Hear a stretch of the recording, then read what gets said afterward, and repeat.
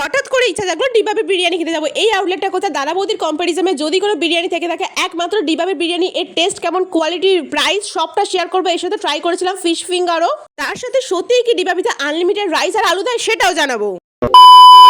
Hello everyone, welcome back to my Facebook page. আশা করছি তোমরা সবাই খুব ভালো আছো। আমিও ভীষণ ভালো আছি। আমি আজকে চলে গেছিলাম ডিবাবিতে বিরিয়ানি খেতে, তাও আবার সোদপুরের আউটলেটে। মধ্যমগ্রাম, ব্যারাকপুর অনেক জায়গায় তো ডিবাবির আউটলেট আছে, বাট আমাদের নিয়ারেস্ট লোকেশন ছিল সব থেকে কাছাকাছি সোদপুরে। সেই কারণে আমরা আজকে রাতের ডিনার সারতে চলে গেছিলাম ডিবাবিতে বিরিয়ানি খেতে।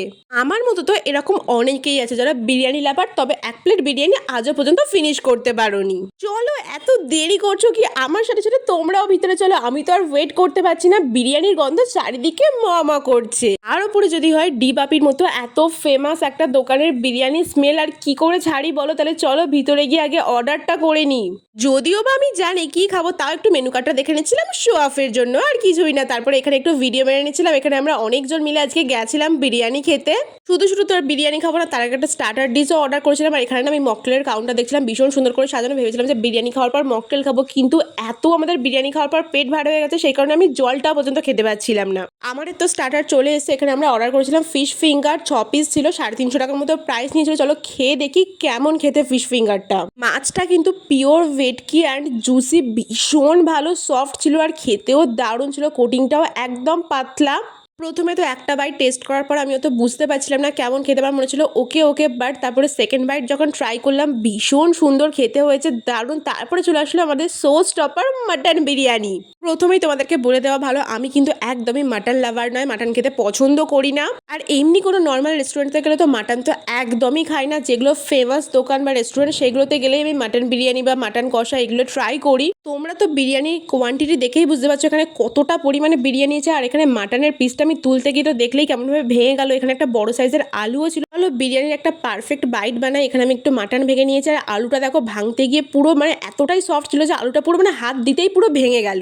এর সাথে কিন্তু ওরা কমপ্লিমেন্টারি স্যালাডও দিয়েছে, সেই ক্লিপিংসটা আমার নেওয়া হয়নি। এখানে মাটনের আলু দিয়ে একটা পারফেক্ট বাইট বানিয়ে নিয়ে এবার যখন মুখের মধ্যে দিলাম না, এত টেস্টফুল বিরিয়ানি, সিরিয়াসলি বলছি আমি এর আগে খাইনি।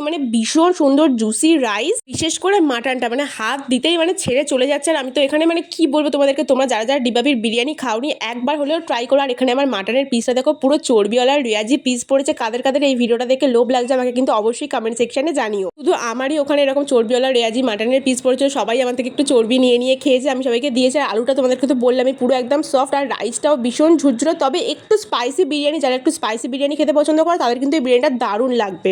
আমার কিন্তু বিরিয়ানির টেস্ট যথেষ্ট ভালো লেগেছে। আমার দাদা বৌদির থেকেও হাজার গুণে বেটার। আমি বলবো দাদা বৌদির বিরিয়ানি আমার এত ভালো লাগেনি একদমই। আমি না তোমাদের সাথে একটা আলাদা ভিডিও শেয়ার করবো দাদা বৌদির সাথে ডিবাবির কম্পারিজমের একটা ভিডিও। কারা দেখতে চাও আমাকে অবশ্যই জানিও। তারপরে এতটা বিরিয়ানি আমি ওয়েস্ট করেছি, খেতে পারছি না, সেটাই বলছিলাম আমার দিদিকে। তারপরে এখানে চিকেন বিরিয়ানিও নেওয়া হয়েছিল, চিকেনটা সেই কারণে আমার প্লেটের মধ্যে রয়েছে। আর যতটা আমি খেতে পারিনি নিয়ে নিয়েছি। আর ওই এক প্লেট খাওয়ার পর এক প্লেট আমি ফিনিশ করতে পারিনি। তারপরেও নাকি ওখানকার সব স্টাফরা বলছিলেন এরপরেও নাকি লোক বিরিয়ানি আলু সবাই চেয়ে খান। আমরা আলু নিয়েছিলাম, আলু আমাদেরকে দিয়েছিল। এতটা বিরিয়ানি আমরা খেতে পারিনি, নিয়ে নিয়েছি। এটা আমার একার এক প্লেটের বিরিয়ানি, যেটা আমি খেতে পারিনি। এতটাই হিউজ পরিমাণে কোয়ান্টিটি দিয়েছিল, তারপরেও আমাকে আরও বিরিয়ানি বলছিল। আমরা নিয়ে খেতে পারিনি, যেটুকুনি খেতে পারিনি ওটাই নিয়ে নিচ্ছি। তার সাথে এখানে যে বটলটা নিয়েছিল জলের বোতল, সেখানেও কিন্তু ডিবাপি লেখা আছে। এর সাথে যেটা খেতে পারিনি সেটা আমরা পার্সেল করে নিয়েছি। আর এখানে তারপরে বিলও দিয়ে দিয়েছে। আমরা এখানে 2টা মাটন বিরিয়ানি, একটা চিকেন বিরিয়ানি অর্ডার করেছিলাম, আর ফিশ ফিঙ্গার, জলের বোতল সব মিলিয়ে আমাদের ওই 1343 টাকা মতো বিল হয়েছিল। খাওয়া দাওয়া তো কমপ্লিট, সবটাই তোমাদেরকে শেয়ার করলাম। আরও যদি কিছু ডিটেলসে জানতে চাও আমাকে কমেন্ট সেকশনে জানাতে পারো, আমি আলাদা ভিডিওতে শেয়ার করে জানিয়ে দেবো। আমি তোমাদেরকে এখানে বলছিলাম আমি এতটা খেয়েছি, এবার হেঁটে কী করে বাড়ি যাবো, ট্রেন ধরে এতটা রাস্তা।